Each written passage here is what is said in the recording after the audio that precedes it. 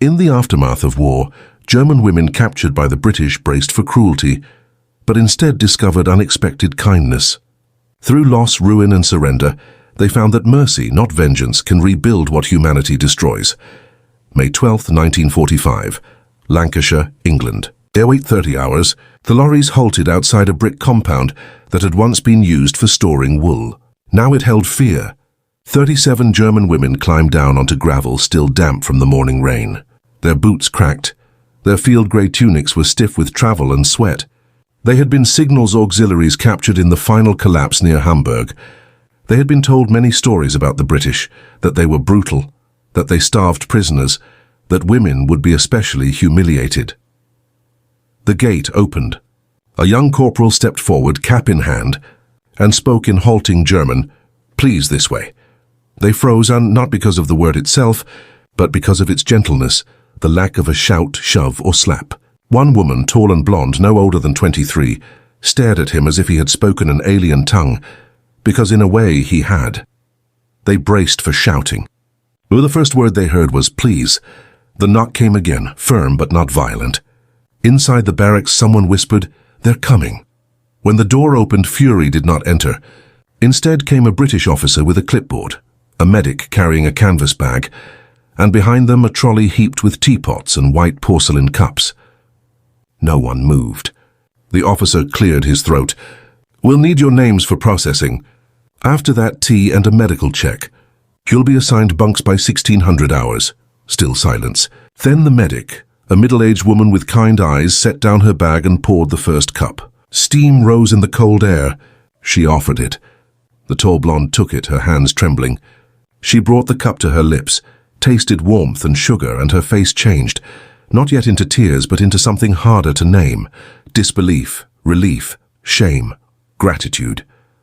The war had taught them to expect brutality. Peace offered them tea.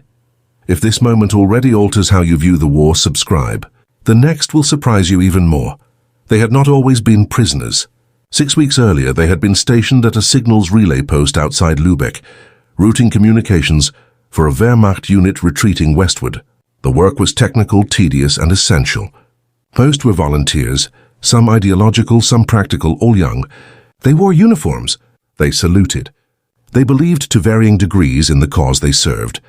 Then the British Second Army arrived. There was no dramatic firefight, no last stand.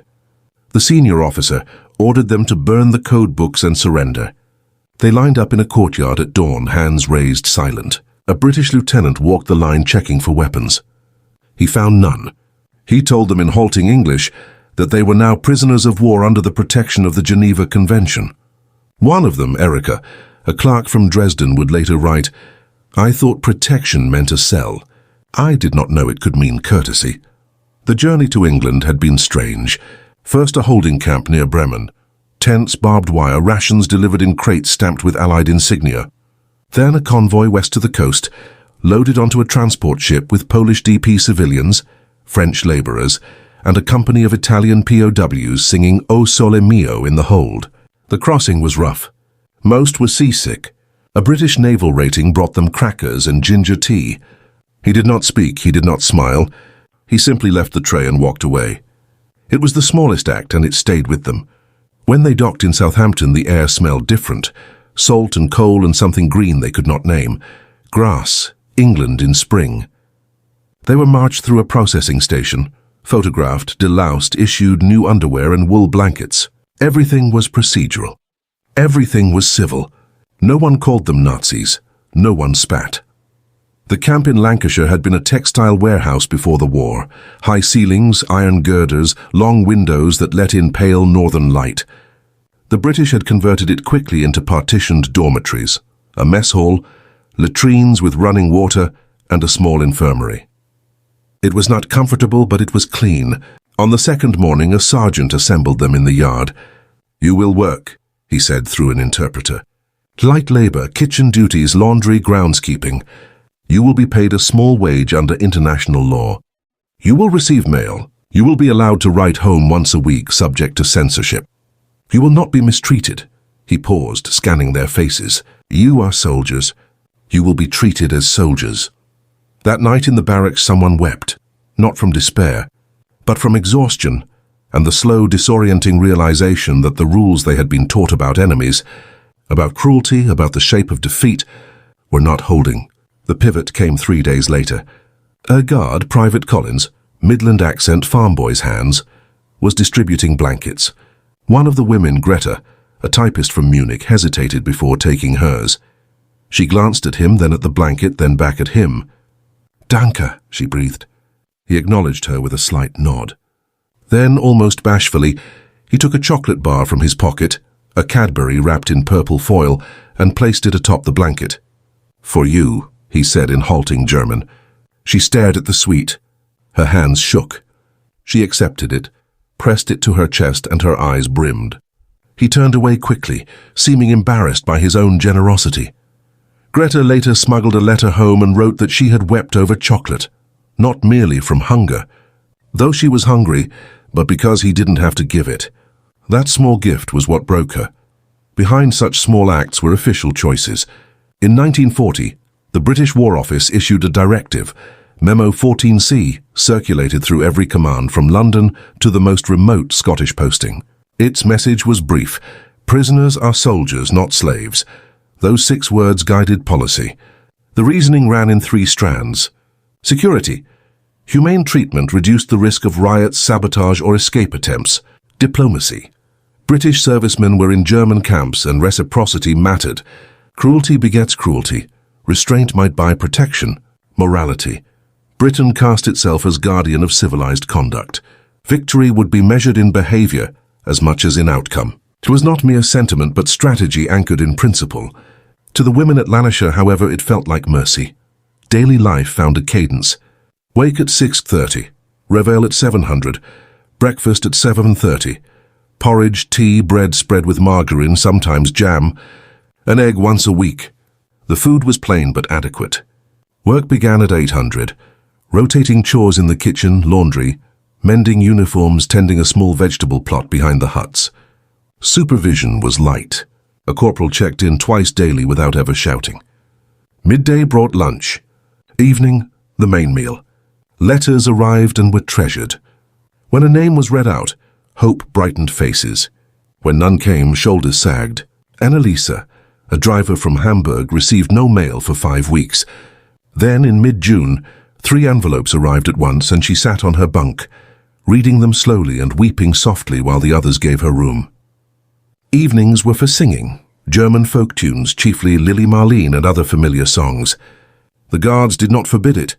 Once a British lieutenant lingered outside a doorway to listen. When the music ended, he walked away without remark. Order eroded fear. Steady kindness undermined propaganda. Small moments lodged in memory. Erica, the camp clerk, was posted to the office and one afternoon saw a photograph pinned behind the duty sergeant's desk. A young woman in a floral dress holding a baby. She stared until the sergeant noticed. "My wife," he said quietly. "I haven't seen them in 2 years." Erica nodded, unsure how to reply, and thought about that exchange for days. Greta, working in the laundry, found an unfinished letter in the pocket of a British uniform. "Dearest Mum, I hope this finds you well. The weather here is foul, but spirits are good." She folded the letter carefully and handed it to the corporal on duty. "I found this," she said haltingly in English. He thanked her and the next day returned with a packet of biscuits.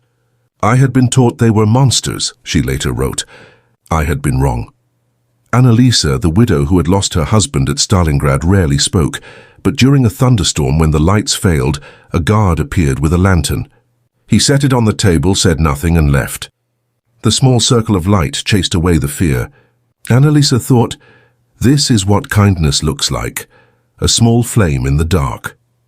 By July, something had shifted. The women no longer jumped when a sentry approached. They met guards' eyes, exchanged cautious jokes with the kitchen staff, and began to ask questions. "Why do you treat us like this?" Replies varied. Some guards shrugged. Some said orders. One Welsh corporal, Davies, answered simply, "Because it's right."